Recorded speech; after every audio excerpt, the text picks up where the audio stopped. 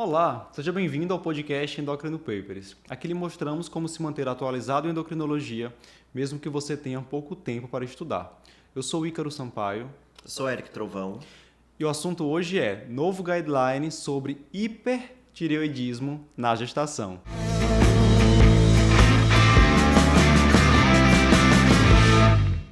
Eric, já estivemos aqui falando sobre o novo guideline da SBEM em parceria com a Febrasgo sobre hipotireoidismo na gestação. Isso. E eles também publicaram uma recomendação sobre o hipertireoidismo na gestação.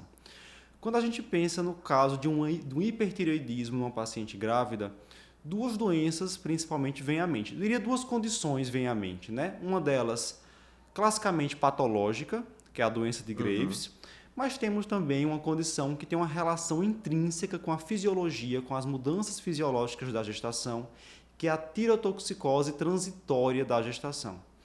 A doença de Graves, a gente vai ter um componente autoimune, na sua etiologia principalmente. São pacientes que podem ter manifestações, inclusive, previamente à gestação, podem se apresentar com um bócio mais importante, né? Enfim, características que vão nos ajudar, como a gente vai detalhar melhor daqui a pouco, a diferenciar a tireotoxicose transitória da gestação. Isso. E aí, fala para o pessoal aí 3 coisas que eles terão aprendido ao final desse podcast. Então, a gente vai explicar para vocês como diagnosticar esse hipertireoidismo e fazer a diferenciação entre Graves e tireotoxicose transitória da gestação.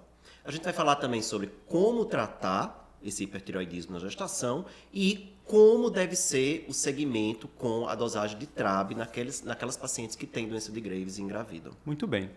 Quais são as novas recomendações sobre o diagnóstico de hipertireoidismo na gestação? Pronto. Algo que a gente tem que ter em mente, Ícaro, é que o TSH normal para uma mulher gestante, principalmente durante o primeiro trimestre, é mais baixo, tá? Então, a orientação dessa nova diretriz é que você considere como limite inferior sendo 0,1 se essa mulher tiver no primeiro trimestre. Então, sempre pensar que tem o efeito do HCG, essa parte da fisiologia do HCG agindo sobre a tireoide, se estimulando a tireoide e diminuindo os níveis de TSH. Então, para ela, o nível normal de TSH não é o mesmo do que para uma mulher não gestante. Então, considerem primeiro trimestre como esse limite inferior sendo 0,1. No segundo, terceiro, você pode até voltar a considerar os limites normais da mulher não gestante. Mas no primeiro trimestre é obrigatório ter essa redução do limite inferior da normalidade. Certo. Isso em relação ao TSH. Isso. E se eu for escolher ali T4 total ou T4 livre para fazer esse diagnóstico de um hipertireoidismo clínico, por exemplo, qual é a preferência? Tanto faz. Pela diretriz da ATA e comparando com a diretriz de 2017, eles ficam em cima do muro. Eles dizem, as desvantagens de T4 livre são essas, as desvantagens de T4 total são essas, se vira. A diretriz agora aqui brasileira, né, ela diz que prefiro o T4 livre.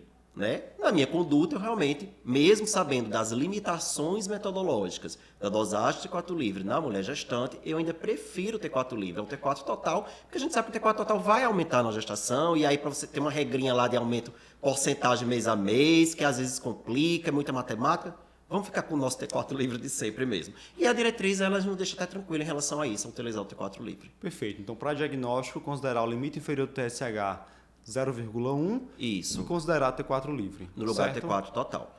E aí, claro, se você tiver um TSH abaixo de 0,1 com T4 livre normal, hipertireoidismo subclínico. Se você tiver um TSH abaixo de 0,1 com T4 livre alto, temos um hipertireoidismo clínico ou um hipertireoidismo franco. A questão vai ser, esse hipertireoidismo clínico ou subclínico é por qual causa? Qual é a etiologia?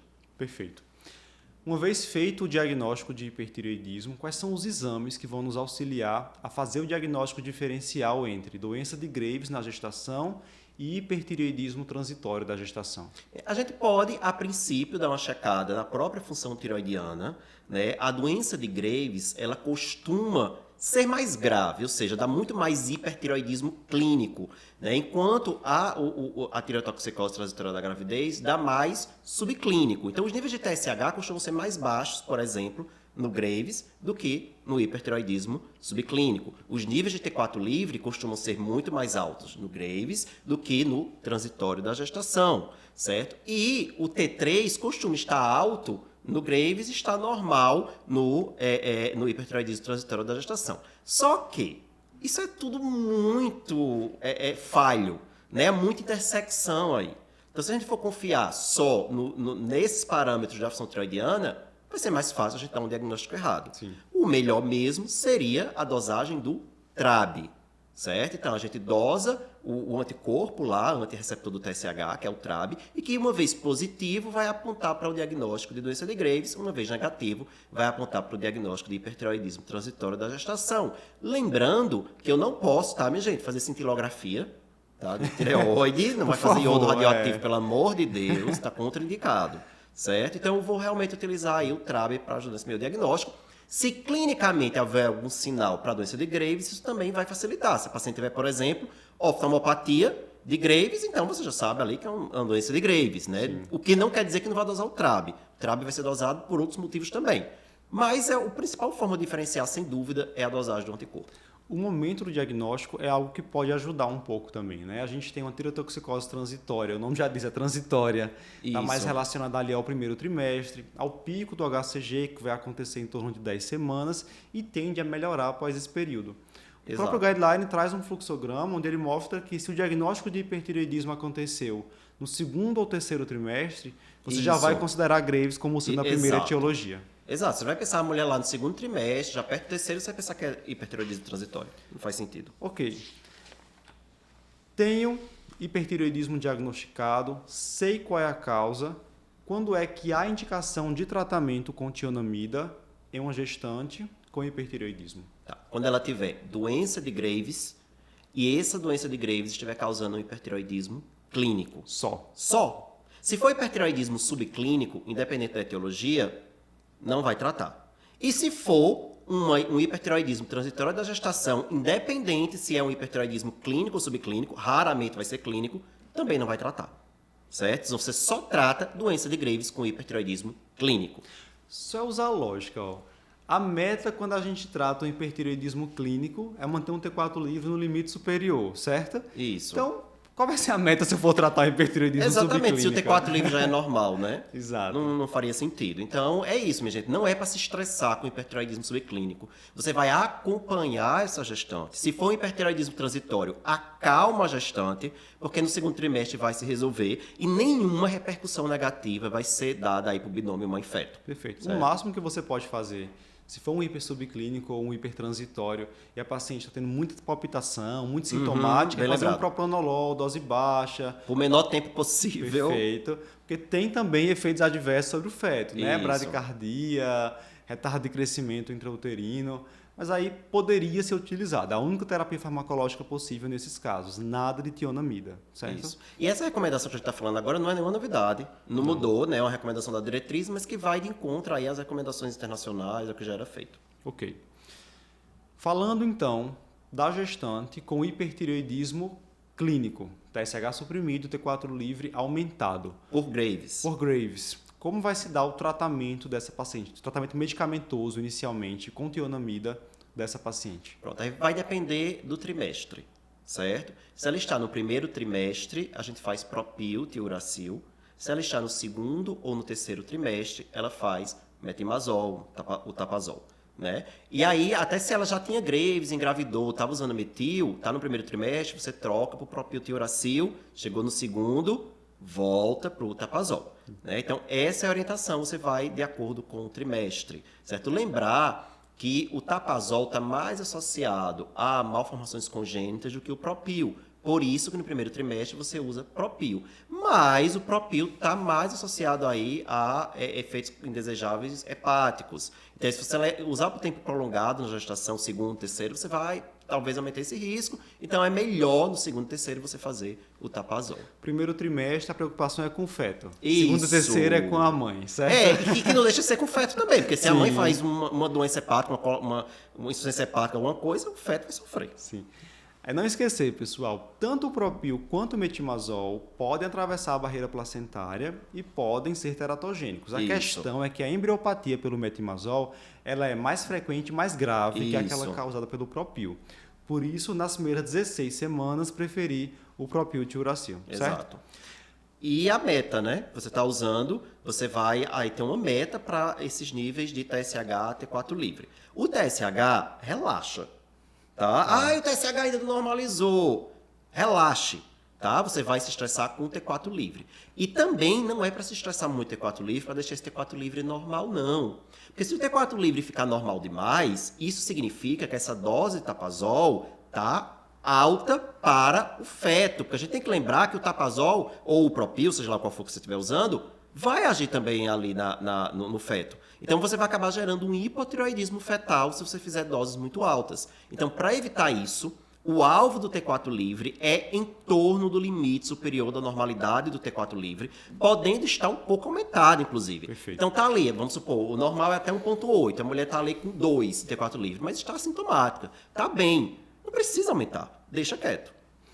Então, se você tem sua paciente usando metimazol 20mg ou com um T4 livre de 1,1, o limite superior é 1,8, péssimo, né? Péssimo. Você vai baixar a dose. Exato. Certo? E aí lembrar que se tiver assim, né, ou seja, está controlada demais, e ela já tiver com a dose baixa, que seria uma dose aí de tapazol de 5 a 10 miligramas, suspenda o tratamento. Né? E, tá usando 10, eu preciso, e tá com T4 livre ótimo, eu preciso ainda passar para 5. Não, suspende. Isso é uma pergunta até que fizeram recentemente no Instagram. Não, você já suspende, porque aí você está em risco de colocar esse feto em hipotireoidismo. Então, uma indicação de suspender é quando você tem a mulher controlada em eutireoidismo em doses baixas de tionamida. Ok. Eric, vamos imaginar a seguinte situação agora. Essa paciente que está usando tionamida fez uma reação adversa grave ou simplesmente está com dose alta, não está respondendo ao tratamento. E agora, né? Terapia definitiva. Se cintilografia é contraindicada na gestação, radioiodo absolutamente contraindicado. Então a gente teria a opção de fazer uma tireoidectomia. Isso é o que resta. Tireoidectomia na gestação para tratar a doença de Graves. Quais são as particularidades? Primeiro que se for feito, tem que ser feito no segundo trimestre. Certo. E a diretriz, ela define as situações em que você vai indicar essa tireoidectomia. Quais são elas? Reações colaterais, efeitos colaterais indesejáveis à tionamida, né? Então, por exemplo, fez lesão hepática, fez a granulocitose, reação alérgica mais grave. Você vai ter que tirar a droga e aí vai fazer o quê? Vai ter que partir para uma tireoidectomia. Certo? A outra indicação é não estar controlando com a droga. E o que é não controlar com a droga? É quando você tem doses altas, você está precisando usar doses altas, seria acima de 600 miligramas de propil ou acima de 40 miligramas de tapazol, e essa mulher continua com o T4 livre muito alto, ela continua descompensada do seu hipertireoidismo. E aí, você vai ficar, aumentar essa dose definidamente? Não, você pode, nesses casos, considerar a tireoidectomia total. É quase que um tratamento aí de urgência, de desespero, aquela mulher que realmente ela está grave e não está controlando com a tionamida. Certo? Você vai, claro, evitar até o último segundo fazer uma tireoidectomia, não vai sair indicando para qualquer mulher. É uma situação na qual o risco desse hipertireoidismo descompensado é maior do que o risco cirúrgico, né? Exatamente. É um paciente que pode evoluir, inclusive, com crise tireotóxica na gestação, que seria algo dramático. Exatamente. E para finalizar, esse posicionamento traz também algumas recomendações sobre o monitoramento dos níveis de TRAB nessa paciente gestante com Graves ou com histórico de Graves. Fala aí pra gente quais são as recomendações sobre monitoramento do TRAB. Tem muita coisa parecida com o que a diretriz da ATA já traz pra gente. Né? Se essa mulher tem doença de Graves e essa doença de Graves está ativa, né? Ela está em hipertireoidismo, doença de Graves, tem que dosar o TRAB mesmo e pronto. Certo? Aí não tem o que pensar. Primeiro trimestre já vou dosar esse TRAB, até porque a gente já falou, vai ajudar no diagnóstico diferencial. Sim. Se essa mulher tem história de doença de Graves e engravidou, a indicação de dosar o TRAB vai depender de como ela entrou em remissão. Porque ela está em remissão agora e engravidou. Se ela entrou em remissão com tireoidectomia ou com radioiodo, você tem que dosar o TRAB no primeiro trimestre. Porque essas duas terapias definitivas não baixam os níveis de TRAB.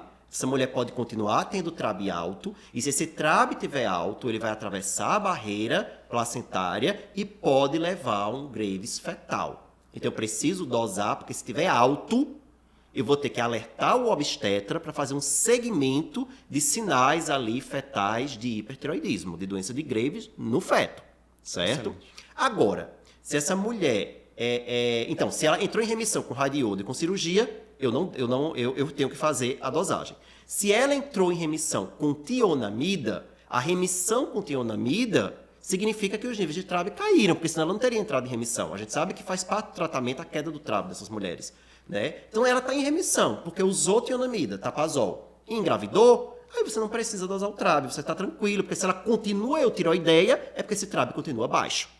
Certo? A tionamida ela tem um efeito imunomodulador. Exato. Que a gente não vai observar com tratamento com iodo ou cirurgia. É claro que assim, se a gente for observar a curva de TRAB anos depois do paciente ter feito radiodo ou cirurgia, ele vai cair, Sim. mas não negativa. No radiodo, inclusive, ele aumenta ali no primeiro ano, depois que o paciente faz o tratamento, justamente pela inflamação que é desencadeada. E liberação de antígenos. Exato. Então você tem que ter esse cuidado de saber, se ela está em remissão, tá, mas como ela entrou em remissão? Certo. Né? Para você saber se vai dosar o TRAB ou não. E aí, se o TRAB deu negativo no primeiro trimestre, teve indicação de dosar, eu dosei, veio negativo. Eu não preciso mais ficar dosando esse TRAB ao longo da gestação, exceto se essa mulher fizer um quadro de hipertiroidismo, esse hipertiroidismo recidivar. Se não recidivar, eu não preciso mais dosar. Porque se a gente olhar a curva do TRAB ao longo da gestação, ela é uma curva descendente, decrescente, de queda. Faz parte ali a queda dessa autoimunidade ao longo da gestação. Se já era negativo no primeiro trimestre, no segundo e no terceiro deve continuar negativo. Agora, se veio positivo, segundo a recomendação da ATA, e vou repetir no segundo trimestre, negativo não repete mais, positivo, aí repete no terceiro. O que é que muda aqui nessa diretriz? Ela define o que seria esse positivo para determinar a necessidade de repetição. Então, não é, para a diretriz essa agora atual brasileira, não é qualquer TRAB positivo. Seria um TRAB que estivesse acima de 3 vezes o limite ali da normalidade do TRAB. Então, por exemplo, se o limite é ali 1,75, né, que a gente tem alguns exames que tem esse limite de referência, você vai multiplicar esse valor por 3 para saber o nível de TRAB, se estiver acima desse valor, né, eu vou repetir no segundo trimestre. Se estiver abaixo desse valor, então é meio que você considera negativo, porque ele já está tão baixo que, como a curva é de queda, ele provavelmente vai negativar no segundo trimestre e aí não teria necessidade de repetir. E aí vem a questão, e por que monitorar esses níveis de TRAB? Ora, se o TRAB consegue estimular a tireoide fetal e pode causar hipertireoidismo fetal, e eu tenho um TRAB persistentemente acima de 3 vezes o limite superior da normalidade, esse bebê pode evoluir com hipertireoidismo ainda intraútero e a gente vai ter que monitorar esses sinais de hipertireoidismo fetal, que são taquicardia, definida como uma frequência cardíaca persistentemente acima de 170, aceleramento da maturação óssea, bócio fetal, retardo de crescimento intrauterino. E aí é muito importante passar isso para o obstetra, porque quem vai fazer esse monitoramento é o obstetra que está acompanhando a paciente.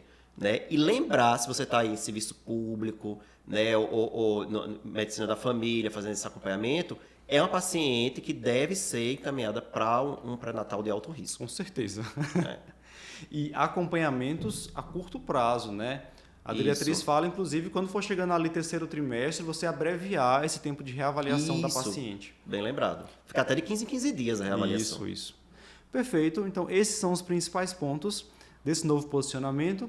Espero que vocês tenham gostado dessa nossa discussão. Já sabe, né? Tem diretriz nova, tem guideline novo, tem podcast aqui do Endocrino Papers comentando, exatamente, trazendo os principais pontos para vocês. Se você gostou, compartilhe com seus colegas e continue acompanhando Endocrino Papers Oficial no Instagram. Até a próxima. Abraço a todos.